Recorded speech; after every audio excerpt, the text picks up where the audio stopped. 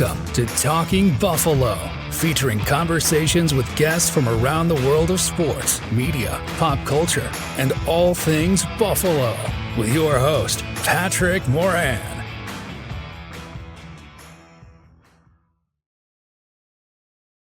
All right, what is going on, everybody? How you doing? Welcome to another episode of Talking Buffalo, your weekday daily driver for Buffalo Sports Talk and more.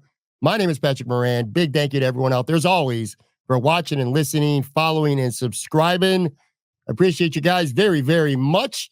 This is our Thursday episode, a special episode, because I am joined right now by Buffalo Bills radio analyst, former Pro Bowl center, Eric Wood. Eric, you know what? I just realized something. I'm starting to get more used to calling you a Bills radio analyst, now broadcaster, than I am a former Pro Bowl center, a football player. You've been at this for more than just a minute now, and young people are probably starting to know Eric Wood just as much for broadcasting and social media and events like that as remembering you being a football player. Not to make you sound old, but how you doing, buddy? No, I'm doing good. And I feel that as well. I mean, when I look at it, what's it been? 5-6 years I've been in the booth. It's interesting because that COVID year I couldn't travel into New York. So I was doing Bills pre and post game from home. And then Steve Tasker hopped in the booth. So that year, been working with the Bills for 6 years. I guess this is my 5th year calling games for them. I was calling college football games prior to that. So been in media almost as long as I played in the NFL. Obviously played football a lot longer than that growing up, but it's been fun to be on this end of things and stay around the game. It's been fun for me knowing you going back to 2018. I remember I had you on the podcast in 2018, not long after you had retired. Yep. And again, not to age you, man. You're still a young man, but you retired close to like 6.5 years ago. Do you feel yourself, like, say, when you come to Buffalo for games or when you travel to, other Bills events, things like that, are you starting to feel yourself getting recognized more and more by the young fans? The teenagers, maybe fans in their young 20s or something like that. Are you starting to feel like you're getting recognized more for what you're doing now, even than what you did in the booth? Like, say, for an example, my son, he's 20, 21 years old. He'll know Eric Wood more now from listening to Bills games and watching Centered on Buffalo and stuff like that. Yeah, I definitely feel it. And look, from what we do with our foundation of Buffalo, which is now the Evan Wood Fund, to just different brand partnerships I have around town. I don't look like I did necessarily when I was playing. I mean, obviously, I'm the same person, but down 60, 65 pounds. Yeah. There's people that I don't even recognize you now. And so that's fine. I mean, my joints feel a lot better in the broadcast booth and down some weight as well. So enjoying this chapter of life I'm in right now, just been able to connect with tons of awesome people. And it's, like I said, it's been fun to stay around the city, the game.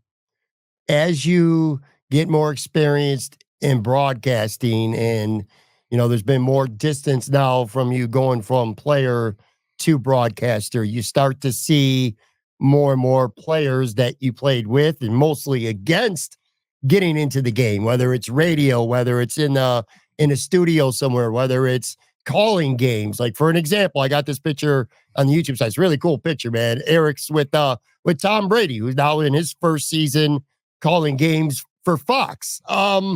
Is that pretty wild for you to see guys that you played with and against like that kind of transitioning into the line of work that you're doing now? Yeah, and it's interesting. Like a guy like Tom Brady, I expected him to do what he's doing with the Raiders and potentially now hopping into their ownership group. Like, to me, I felt like Tom Brady would go that route. The fact that he's willing to sign that 10-year deal with Fox and commit to being in the broadcast booth. I mean, he obviously loved the game. He was all consumed by it, and it's cool to see him in that role. Now, there are some surprises. I wouldn't have assumed, especially this early after retirement, that Ryan Fitzpatrick would be in it. Just, he's got 7 kids. He played for 18 seasons or something. I just assumed that he'd take some time away from the game and simply just be like a dad and coach his boys. But you can ask him and he'll tell you the deal they gave him with Amazon, the people he gets to work with, the fact that he's working Thursday nights, which stinks. You're away from your family for 2 or 3 days during the middle of the week, but he's home for all their games on the weekend. He's back sometime early Friday, and he gets to go to Friday night football games and all that stuff for his family and be there on the weekend. So that helps, and it ended up being a perfect situation. That one did surprise me, though, because I didn't think Fitz would wouldn't necessarily go that route. Yeah, he's fun. I love watching him He does a heck of a job. He's just such a. I mean, you would know better than most. It feels genuine, like how Ryan Fitzpatrick is. There's people out there that they might play for the cameras. When that camera is on, they're a different person than when it's off. But it just feels really genuine how he is as a human being. Just an entertaining, funny, informative guy. With Tom Brady, Eric. So this is his first year, and I've only gotten a chance now to catch him in action, so to speak, once. And that was when I watched the replay of the Bills-Seattle game. I watched the game back on DVR, and I thought he did a pretty good job. This is not easy to do. You know this as well as anybody now. Do you kind of relate to somebody like Tom or these other former players, especially that are transitioning now and they're early into their careers? It's not like, it's not something that you pick up overnight. And you know this, it takes time to really hone your craft and get good at it. You kind of relate to what guys like Tom are going through right now. Yeah, for sure. And a guy like Jason Witten's probably a guy who I have the most sympathy for because he left the Cowboys right around the exact same time as Romo. Romo hops in the booth with Jim Nantz, the GOAT. The GOAT of all play-by-plays. And I always say, if anyone ever compliments me on a game, I say, thank you very much. And it always helps to have a great play-by-play guy, whether it was my work with ESPN or since I've been with the Bills, going from John Murphy to Chris Brown, two guys that just set me up for success all day long. Chris at times, John at times, they know the point to make. They let me make it because they know I know it as well. And so that's what a good play-by-play guy does, is set up the color man. Well, I'm not saying Joe Tessitore, who came from boxing and called a little college football, wasn't the best play-by-play guy for Monday Night Football. Just you have two guys put in the biggest spotlight for Monday Night Football, and everyone wants to see, can Jason Witten do what Tony Romo just did and have immediate success in the booth? So that's one guy that I do have sympathy for. But yeah, you see those guys grow. I haven't got to see a ton of Tom this year. Now I've seen clips where people are ragging on him. And then I did hear a bunch of the clips from the Bills game, and he sounded great. And so look, like anything, Tom's going to put a lot of time and effort into it, and he's going to do all he can to be the best. So wouldn't surprise me to see him, calling Super Bowls and all that here before too long. I guess with the rotation, he may get the opportunity to do it next year. Does it get a little easier? Well, maybe not easier is the right word. Comfortable. Like, how long did it take you to really feel comfortable? And I'm sure it's still ongoing as well. You've learned a little more with each and every game. You get more reps. You get comfortable. You get better at what you do. But how long do you feel like it took you to really kind of settle in and get comfortable in the booth? Where, like, kind of like football, I would think, playing at a high level, for some people, the game moves really fast. The better you get at the game, the more experienced you are, the game seems to slow down. Is that kind of like what you're feeling right now as you transition over these recent years into broadcasting? Yeah, going right into TV, there was a lot of learning experiences. There was so much prep work with those college games where, my first game, luckily, was a top 25 matchup for Fox. It was Brock Purdy and Iowa State against a good Kansas State team in rivalry games. So that's the first game I get to call, but there's so much prep. I didn't know a whole lot about those teams heading into it. And so you do all this work. And then by the end, you feel really confident about, okay, I'm more excited about getting this info out there than I am even nervous about it. And then you go to radio and you realize there's just different nuances where you don't have the ability to point people to a replay. So how can I be descriptive with my words, give stuff that people want to hear that's not overly complicated, and without being able to see it, it's not always going to translate when you say, man, watch this defensive tackle press the guard's shoulder back and separate at the perfect timing to make this play at the line of scrimmage, or else this could have been a 10-yard gain. That might not be your point on radio, and just getting comfortable with that. It's hard to put a timeline on it, but I will say, and I'm just going to deflect right back to John in the booth. John made it so easy for me early on that he had been doing it for so long. He had been a color guy himself prior to being the play-by-play guy, that he just made it so easy on me that there was never a period where I felt even ever really uncomfortable in the booth. Do I feel like I've gotten better and better? Of course. But I definitely felt comfortable from the start, and a big reason for that was John. Before we get into a little bit of Bills talk, I want to talk about your podcast a little bit. I want to talk about a concert that you recently went to that really intrigued me. In fact, that got the antenna up. That's what made me text you and reach out. I said, Eric, can you come do the show? I got to talk to you about, I'm talking about Taylor Swift, of course. Yep. A concert that you traveled to really interested in knowing about that. But one last thing about the broadcasting. So looking back now, how hard was it for you to be like objectively critical, whether it's the Bills, you did some college stuff as well, of a play or a situation or even a player with the team when you weren't really that far removed from playing the game yourself? I know, and again, it's different for you in a way because you do work for the team on the radio broadcast as opposed to Fox or CBS. So obviously, that is different, but the concept is still the same. At times you need to be objectively, critical of a situation or a play that wasn't handled right. Did you find it difficult, at least early on, to be able to even objectively be critical of something because you were just, you just played so recently and you know what it's like better than anyone? That's a great question. And look, from the second I started working with the Bills and the radio broadcast, I told them, look, I'm not looking to be Adam Schefter here. I'm not breaking stories per se. I'm going to do my job. Are there times on air that I'm critical of decision-making by the coaches? Is there time where I'm critical of certain plays? Of course, I have to be. Yeah. And it's more questioning because, look, they put in more time and research into these decisions than I've ever even thought about. So it's easy for me to say, I think Sean should have ran the football at the end of the Houston game. Well, that might be a Joe Brady decision. That could have been an RPO. It wasn't, but it could have been an RPO that Josh throws out of. It's like there's so much that goes into it. I feel like I can do a pretty good job of just being objective in those situations, saying, look, when it doesn't work out, yes, they want those decisions back, of course. And given the opportunity, they'll do it better the next time. A lot of times, whether it's a missed throw, catch, like those things happen in an NFL game. Guys get beat. I had to learn early on in my career because I used to get so ticked off if I got beat on a play that, look, they get paid to do their job too, and they're also professionals. You're not going to have 100% success rate. Now, for instance, play from last week, Jordan Poyer's hit high on Keegan Coleman to extend that drive at the end of the game. Jordan Poyer is a good friend of mine. I know. He is now on the Dolphins. I played with him, and we've remained close.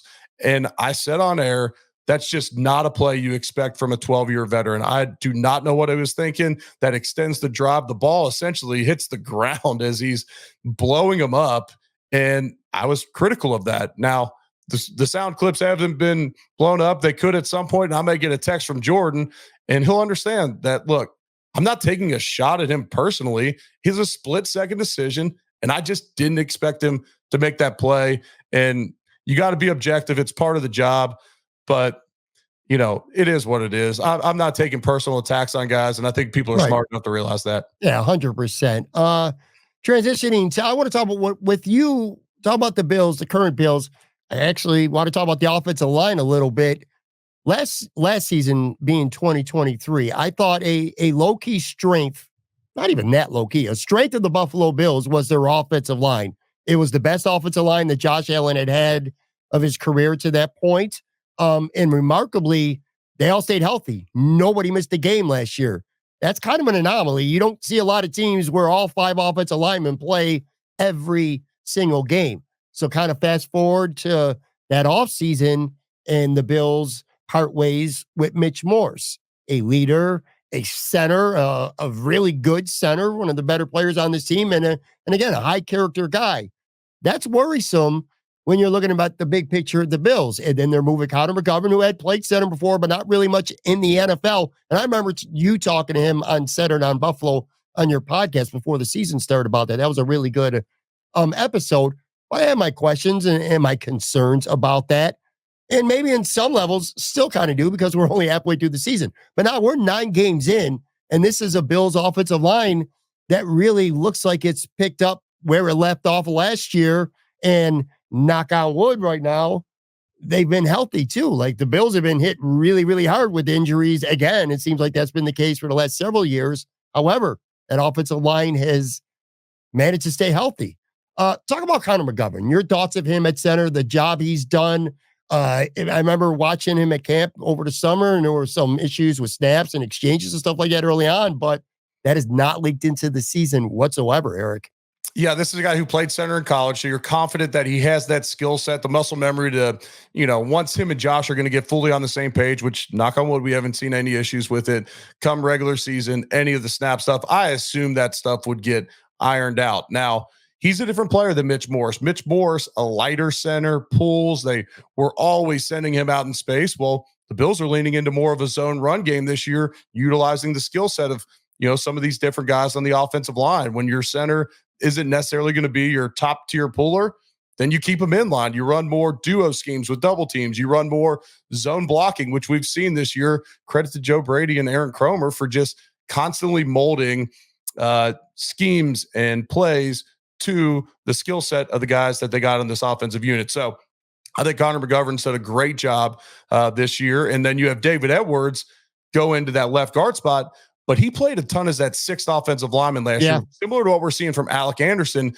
this year, to where it's so smart. You get guys in-game experience to where you're almost grooming a player to hop in. Alec Anderson played 17% of the snaps last week against the Dolphins, and that doesn't necessarily get you in game shape per se to play a full game, but he's getting reps to where if he's got to fill into one of those interior spots, you feel pretty comfortable because he's got so much in-game experience. I think Aaron Kromer is the best offensive line coach in the league right now. And I mean, people could debate that, but for what he's done throughout his career, and then for what the Bills have done these last couple of years, I mean, Bills sit there right now. They have the least amount of sacks given up in the NFL. And what are they? I know they're top 10 in yards per carry. And that's without Josh hardly running the football at his normal rate this year, where in the past, everyone says the rushing numbers are all skewed because of Josh Allen. Well, he plays for the Bills. It's rushing totals. It's regardless of that.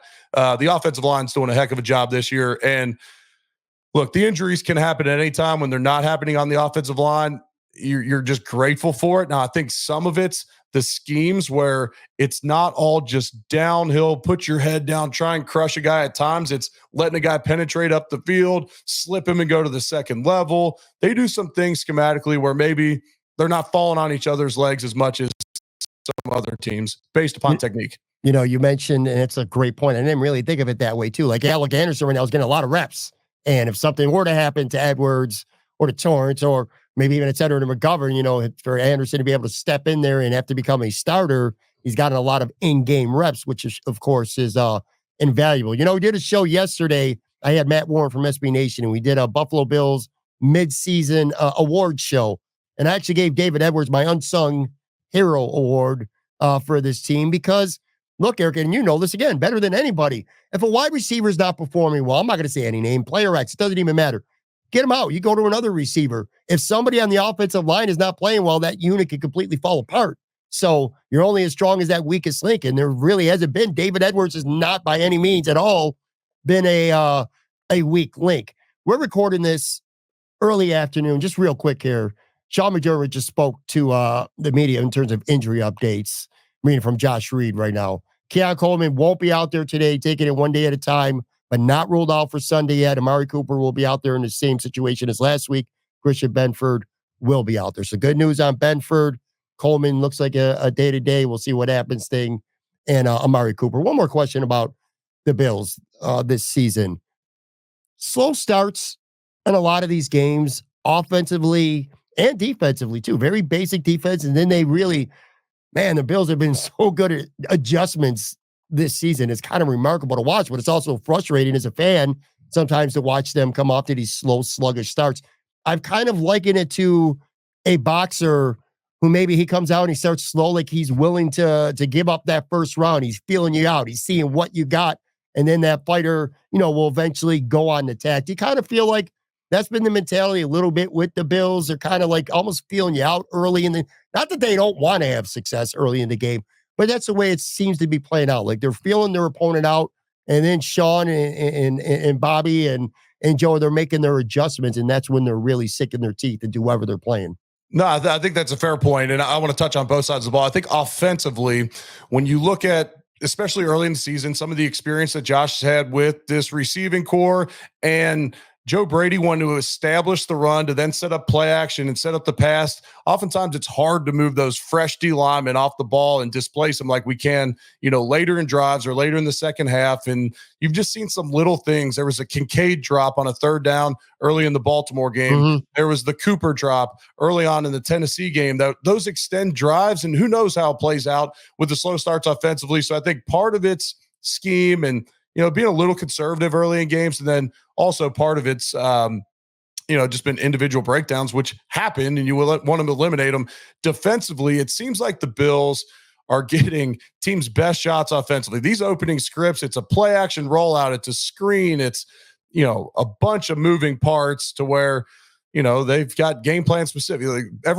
Most teams are looking up at Bills, whether it's in the division or in the conference. They identify this as a big time game. They probably spent all offseason, prepping certain plays and looks, going through scouting, and then eventually they settle into what they do. We heard this from Greg Rousseau a couple weeks ago talking about Tennessee, and then they got their number and they shut them down. And so, defensively, with so many new starters, especially early in the season, it seemed like they were pretty vanilla on the defensive side of the ball, especially early in games, and then would start heating teams up a little bit. So, obviously the slow starts are a concern because the Bills are undefeated this year when they score on the first drive of the game, and the games that they haven't done well, Baltimore and Houston, they've gotten gashed early in the game defensively, and then in both games, the offense only puts up 3 points in the first half.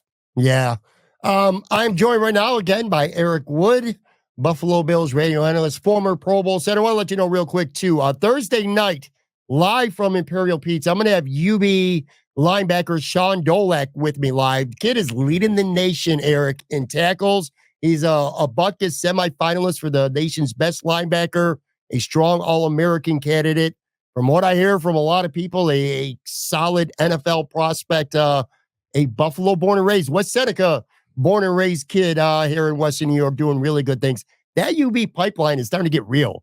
Like, they are producing players in the NFL, man, and you'll love to see it back here in this hometown of ours. Anyway, Taylor Swift. I got to ask you about this. Let me ask you this. Prior to going to see Taylor Swift, Eric, his wife and his daughter, we're going to get into that a little bit here for a few minutes. He traveled all the way to Indianapolis, correct, to go see Taylor Swift. Was it like 2 weeks ago? Yeah, it was actually last week. We traveled up to Indianapolis. So we live in Louisville, Kentucky. That's a fairly short commute for us, about an hour and a half or so. So we decided to make our way up for the Taylor Swift show. My daughter is a huge Swiftie. My wife likes Taylor Swift as well. She's not one of my favorite artists. If I'm getting in the car, probably not tuning into her. I will say this, after seeing the show, it's like a Las Vegas show meets a kind of a pop rock concert meets country show, because she's got so many different genres. And then an artist that can sing and dance and perform for 3+ hours, keep the crowd completely into it, also play guitar, play piano. A lot of respect for her and, what she's been able to do with her career after seeing it live in person. First time I'd seen her since I saw her do a very quick set at the CMA Awards back in like 2014 maybe. So hadn't seen her forever, and man, she's got some serious talent. Prior to Taylor Swift, who's the biggest star that you've ever seen before in concert?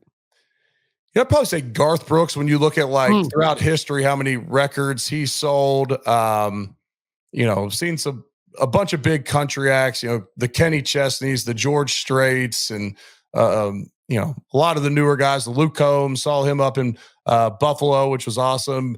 And then one of my favorite shows I've ever seen, I saw the Eagles play down in Louisville, and they played with the Louisville Orchestra behind them, which was just out of this world. I'd love to catch them at the Sphere. I've seen some videos posted from that. That looks pretty incredible. You said that, you're not the biggest Taylor Swift fan, but you definitely have a newfound respect for her after going to see her show. I got to be honest with you. I kind of feel the same way about Garth Brooks. Like, I wasn't the biggest Garth Brooks fan, but I did go see him in Buffalo a couple of years ago. And the show he puts on is just amazing. High energy, nonstop, fans going crazy, literally from beginning to end. There's no lull in his show. It was just incredible. And I left Highmark Stadium that night saying, holy shit, man, this guy he's the goods. He's just, he's unbelievable. He is. And I'll say real quick, and I'll say this. He's an even better person. So I've had the opportunity to host 3 football camps. So every time he does a show, he does a football camp in the local city. There's no media there. It's not televised. It's not even promoted on social media. He brings in kids from low-income households. He feeds them, he teaches them life lessons, and he'll bring in some, NFL guys or whoever he's met over time, and he pours into them. but there's no promotion of it, which makes, I don't know, to me, it just seems so much more genuine when someone does something like that. He doesn't even want media there because, a lot of these, let's say inner city kids, they don't know Garth Brooks. Well, he just gets to hang out and love on them, and they think I'm the star. I'm like, no, this dude put 1 million people in Central Park for a concert at one point. I'm not the star, and he just gets to hang out, and he's just a 10 out of 10 person. When you see someone like him, or even bigger, Taylor Swift, who is, I was almost going to say arguably the biggest star in the world. I really don't think that's arguable either. She's the biggest star right now. Yeah, Time Person of the Year. Earth. Yeah, man. Can you just, is it hard to like imagine that level of stardom? Like, let's take you for an example, Eric. You are a very well-known, popular dude between football, broadcasting, things you do, the foundation, all that stuff. If Eric Wood's with me and we're going to Resurgence downtown or Doc Sullivan's or wherever, people are going to know you. No question about it. You're a popular guy back in your hometown, lots of other areas as well. But I feel like there's certain places where you could probably go shopping and you're going to be all right. You know what I mean? Someone might give you a, like, hey, but no one's going to go nuts. Imagine being a star on that level. I think about this a lot. I don't know why, but I do. And you can't go to Wegmans. You can't go to 9/11 Tavern. You can't go to Imperial. You can't go to any of these places because of just how big of a star you are. Do you think that, would you want to be that big of a star? Like, I'm sure you're happy with where you're at in life right now. I don't know that I'd want to be that much of a star that I literally could not go anywhere without cameras just going crazy and people going nuts. It's got to be hard to, in some ways, to live that way, wouldn't you think? Oh, definitely. I mean, and look, she's got the resources to have her own private plane and her own chef and all that, so you could avoid a lot of those situations. But with her, you got to be on at all times because you're 1 second away from ruining your reputation every single step you make. Everywhere she goes, there's paparazzi waiting out of a hotel if someone thinks she's staying there. I mean, it is just every second of her life is just under that microscope. And now I think I would be difficult to be in that situation. Now, look, she's built her career where she's the top of her business. I mean, this Eras Tour set every single record for most money generated, and she's reaped the benefits of her career success. But yes, it would be tough. It would be tough to be in that situation and constantly be under the microscope like that. Now we're talking about going to Taylor Swift concert. Let's not get it twisted here. Eric primarily did, I'm sure, because your daughter is a big fan and wanted to see it. If you're watching this on the video side, I got a couple pictures of Eric and his daughter just enjoying the show. And I don't know, man. I saw these. I'm friends with you on Facebook too. I saw these pictures, and you could just see the joy right now in her face, and you being with her too. But she looks like she's having literally the time of her life, man. That's got to be something that, like, when she gets older, she's going to remember that for the rest of her life, literally. Yeah, she's 9 years old. So I went in with the impression that this is likely going to be a core memory for her, something she always remembers. And the tickets were expensive. I tried to exhaust a whole bunch of options. I mean, I'm buddies with the Kelseys. I didn't want to bug them completely. I reached out to their PR girl, and my girl Emily couldn't get it done. They said Jason actually paid for that suite he was at down in Miami when he saw Taylor recently, just not wanting to like mix business and friendship and all relationships and all that. And so expensive tickets, but I wanted to be there to experience that with her. And look, I'm glad I did. And we'll leave how much money I spent out of it. But if I die with that much less money one day, that's okay, because I wanted to experience that with her. And real quick, on Taylor Swift's celebrity status. So last year when Jason Kelce came in for the Bills-Chiefs playoff game, I set him up at the Big Tree beforehand, got their family all set up, and hung out there with him for a couple hours. And then my two buddies who were in town were hanging with the whole Kelce crew. And so Jason, just being the dude he is, he's like, hey, why don't you all just come to the suite with us today? Unless you really want to sit in Eric's tickets. So like, no, that'd be cool. We'll pop over. So they go to get in, and they needed, like, Jason thought he was just going to walk two of my buddies into a suite with Taylor Swift. That's not how this works.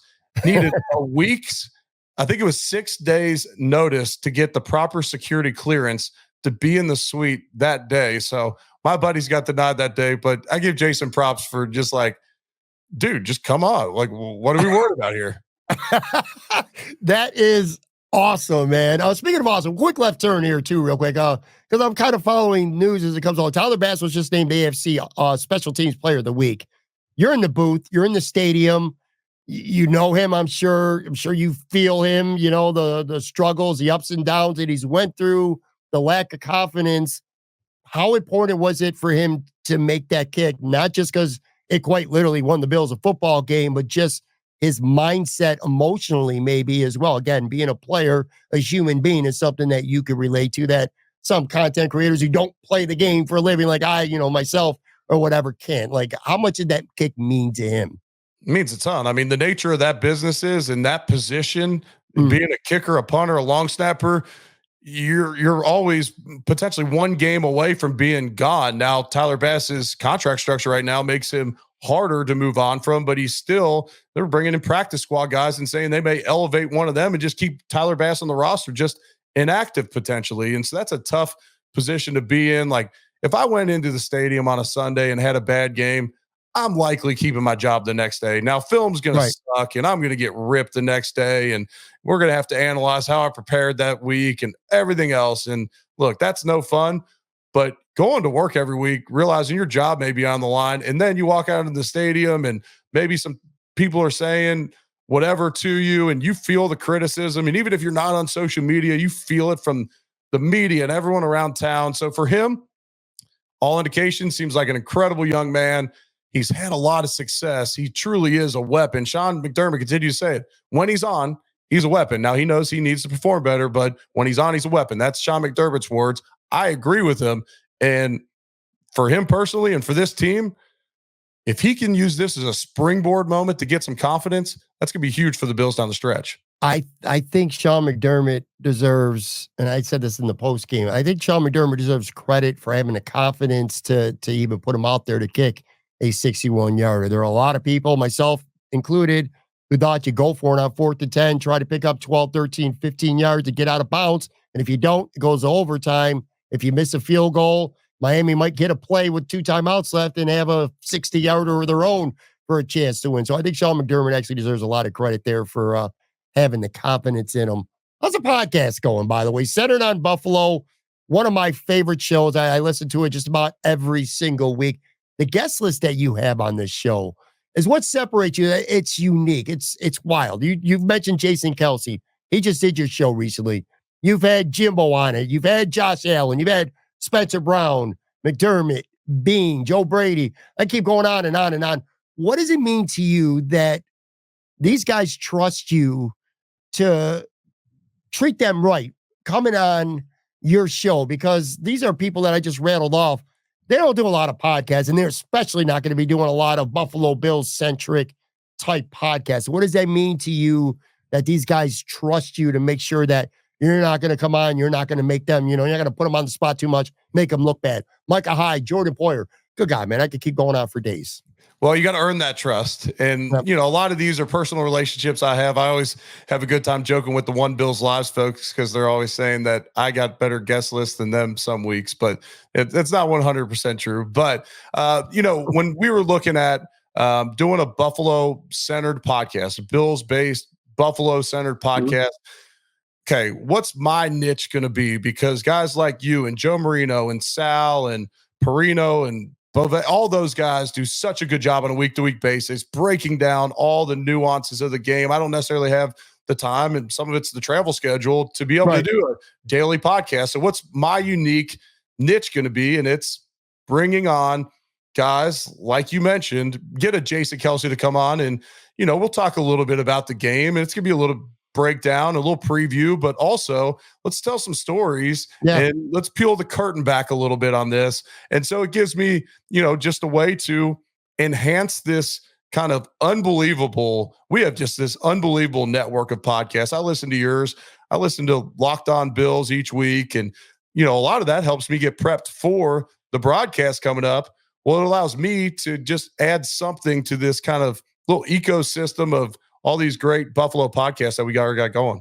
It's funny you said peel the curtain, because quite literally I have a little list in front of me, like with bullet points, and it literally says with your podcast, peel the curtain. I feel like every podcast needs to have something that's not like redundant, has been done a million times, to have any kind of value to the listener or to the viewer. And that to me is yours. Besides just the guest list itself, it's the being a player. First of all, there's not a lot of players who do this. Besides yourself, I would say like John Feen and Jerry Ostrowski, they do work with Joe Miller on their podcast, and they're former players. So they could be out there and they could be telling stories about the game or things that are going on in the game. I can watch all 22. That doesn't mean I know what I'm talking about. It just means I'm watching a film. You're out there, you're playing. You know what the hell is going on or what's supposed to be going on, who's doing their job, who's not doing their job. But to be able to peel back the curtain, like you said, with some of these guests, it's not just, you get Jason Kelsey on and you're talking straight football, nothing but, or Bills or whatever for 30, 35 minutes. It's being able to tell stories. And I've gotten to know you well enough to know that you like to tell stories and you like to listen to them too. That's kind of like part of your niche, isn't it, at this point?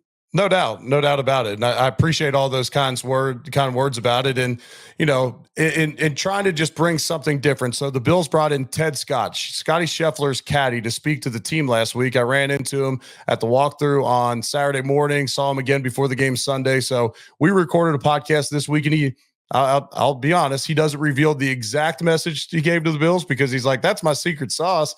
If I reveal it to everybody, then Scotty may not need me and people are going to quit paying me to come give talks around the country. But we had this awesome conversation on, how he actually talked to Tyler Bass last week and Sam Martin, had one-on-one conversations with them, spoke to the entire team. He had a foundation that he's really heavily involved with. The connection with Ted Scott to the Bills. Keon Coleman grew up in an organization, a foundation down Louisiana that helps out kids that were in his economic and school system. So Ted Scott had that natural connection because of Keon Coleman. And so introduces him to McDermott. McDermott's fascinated by what Scotty Scheffler makes great. So to me, we didn't do an all 22 breakdown. We did talk about the Bills' chances this year. We talked about the game and his experience, his favorite wings, and the whole deal on his Buffalo experience. But you're not going to get an all 22 breakdown this week. And some weeks that's okay. For sure. Two quick things here that I'm going to let you go, man. I appreciate your time. Kind of out of left field here. But I saw this on your Facebook. You met recently Jelly Roll earlier this year before a Bills game. And that really struck me. I've never met him. I know his music pretty well now. I've gotten to know it. I'm a fan. He just seems like it. I seen him do a podcast. I don't remember what podcast it was, to be honest with you, but he really struck me as a really cool dude, a very authentic, straight up dude. What are your thoughts on him? He just seems really cool to me, man. I thought it was cool that you got a chance to meet him. Yeah, so that was the Amazon game, the Thursday night game down in Miami. So saw him on the sideline. I was actually waiting for Ryan Fitzpatrick and Andrew Whitworth to walk out of the tunnel to go to their prime set. And Jelly Roll was standing right there, and he wasn't getting bugged by anyone. And so I said, hey, we got some mutual friends, the Taylor Lewan, Will Compton, and made some connections for him and tried to validate myself a little bit for the conversation. And then we started talking. He's like, I come to Louisville in a couple of weeks. I'm like, I know the Bills got a game. I won't be able to make that one. He's like, well, Lexington's not far. We play there in November. So actually this Friday, we're going to go see him. His manager hooked us up with tickets, and just seems like an incredible person, very limited interaction, but we got a bunch of mutual friends. He was supposed to do the Bussin' with the Boys, come out for that Beer Games Championship this summer, but couldn't make it that day. So was telling him hopefully see him there next year, but really cool dude. And I mean, that's the fun thing about doing this kind of gig, and just the circles you get put in, and having those types of, we go from Jelly Roll to Ted Scott, and we're talking about the Kelsey. It's like, it's just a Tyler Bass. Exactly. It's just it's fun to be around all those different types. Yeah, for sure. All right. Last thing here. One of our biggest common denominators is our fondness for wings, of course. Have you had any recently? I know you had 9/11 not too long ago, and I know you tried Docs. You, in fact, before you did a podcast with Kroom. Yeah. I think it was before the home opener. You and some of the guys from Trainwreck were doing a review for Doc Sullivan. And you and I talked about this. Not fair. Not anything that anyone did wrong. They just were sitting around for too long before you got a chance to eat them. So it wasn't really the authentic. But have you had, I know you get up here, when you can, and you get a chance to get out and get some wings. Where have you been lately? So you're absolutely correct on the Doc Sullivans. They got delivered to us. I thought they were good. I just saw the potential to be great. A little crispier, closer to being right out of the fryer. I'm going back to Doc's, and we talked about this. We're going to meet at Doc's because I want to go try them. 911 Tavern was incredible. I mean, absolutely incredible. Maybe my top Buffalo, like true Buffalo wing in the city. Everything from the blue cheese, the fries were awesome. Really cool little spot in the South Towns. I love me some South Buffalo. So went there after our event on Monday night. Lenova delivered pizza and wings.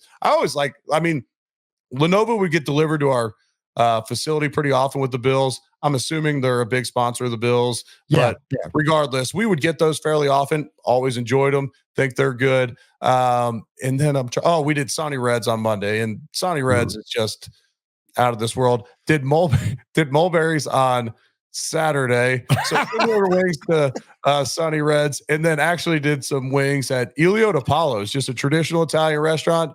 They do some good wings as well. Are they pretty good? Those are the ones that I've never had them.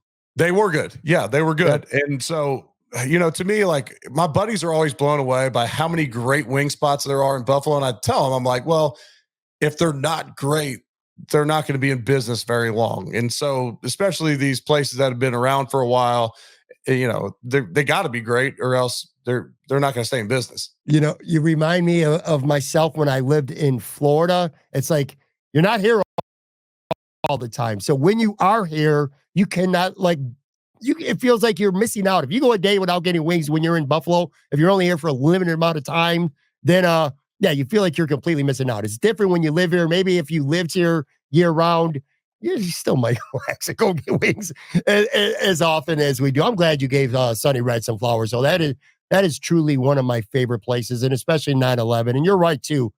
Wings are tough because they're two different types. There's traditional wings like 911, just straight up hot or medium, however you like them. And then there's the flavors, like Elmo's is incredible if you like Cajun, double dipped, stuff like that, or Bar Bill with the Josh Allen wing. There's hot bunny barbecue, is it? I don't remember anymore. But anyway, you know what I'm saying? There's like different types, and sometimes it can be tough. People are always like, well, what do you, where do you put Elmo's on your list? What's your definition of? Is it just a straight Buffalo wing? Not all that high, but if it's like a specialty flavor, they're as good as like literally anybody in Western New York. And that's where I like how you do your tiers, where it's like, because it's hard to, and depending on who's running the fryer that day, who's saucing the wings. True. Like, there's been times I've been to Barbill and I'm like, I know it's become cliche to say they're the best, but most cliches are cliches for a reason. Sure. And then I'll go to a 911 Tavern. I'm like, that never been beat before. And then one time we went to a wing establishment after a Bills game before flying out that night. And I brought a group of people and our wings came out completely cold. I'm not going to call them out, but they came out cold. And this was a spot that I was like adamant about bringing them to. And literally they were like half frozen on the inside still where we had to send them back. And so, but I'm not going to, that's one person who likely, they're at the bottom of their staff that day. People that don't want to go to the Bills game, filling it out that night. Yeah, for sure, man. That consistency is the key. And wherever you go, it can always happen. There's been a couple times where I've said somebody to a couple places that I won't say. Same deal. 9 out of 10 times you're going to get great wings, but that 1 out of 10 time, hopefully it doesn't happen when we go. And yeah, Doc Sullivan's is definitely going to be on our list one of these times when you're back in town. Anyway, all right, that's going to do it. Eric Wood, thank you so much, dude. I know you've been fighting through a tough, a sore voice. You've been doing a lot. Let's just say that. We don't have to get into all the details, but just trust me, people. Eric has been doing a lot lately, a lot of talking. So to do this show, man, I truly do appreciate you.